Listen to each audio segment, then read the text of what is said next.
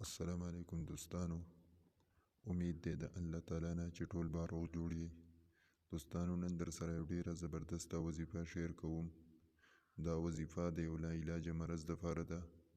هغه لا علاجه مرض هغه د ګردو دی، یعنې چې د چا ګردې فیل شوي وي یا د هغه په ګردو کې کاڼي وي، نو د هغې دپاره څه علاج نشته دی، خو زه درته یو ډیره زبردسته وظیفه ښایم انشاءالله تعالی چې څوک هم دا وکړي او هغه په دغه مرض کې مبتلا وي، الله تعالی به هغه ته ضرور بې ضرور شفا ورکوي.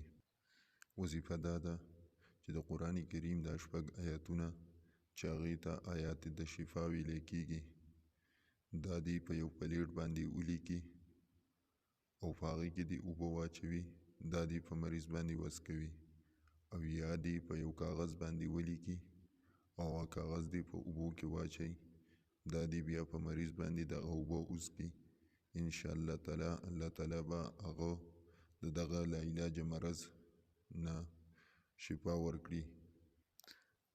هغه 6 آیاتونه دا دي.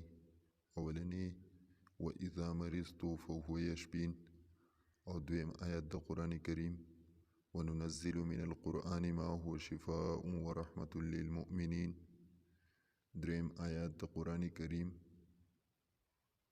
وَيَشْفِي صُدُورَ قَوْمٍ مُؤْمِنِينَ، څلورم آیت د قرآن کریم ده یخرج من بطونها شراب مختلف الوانه فيه شفاء للناس، پنځم آیت د قرآن کریم وشفاء لما في الصدور، او شپږم آیت دا دی چې قل هو للذین آمنوا هدى وشفاء. دا آیاتونه چې دي ته آیات د شفا ویلی کېږي، دا دې په یو کاغذ باندې یا په یو پلیټ باندې ولیکي او اوبه دې پکې واچوي، بیا دې وڅکئ. انشاءالله الله تعالی به د دغه لا علاجه مرض نه زر تر زره شفا نصیب کړي.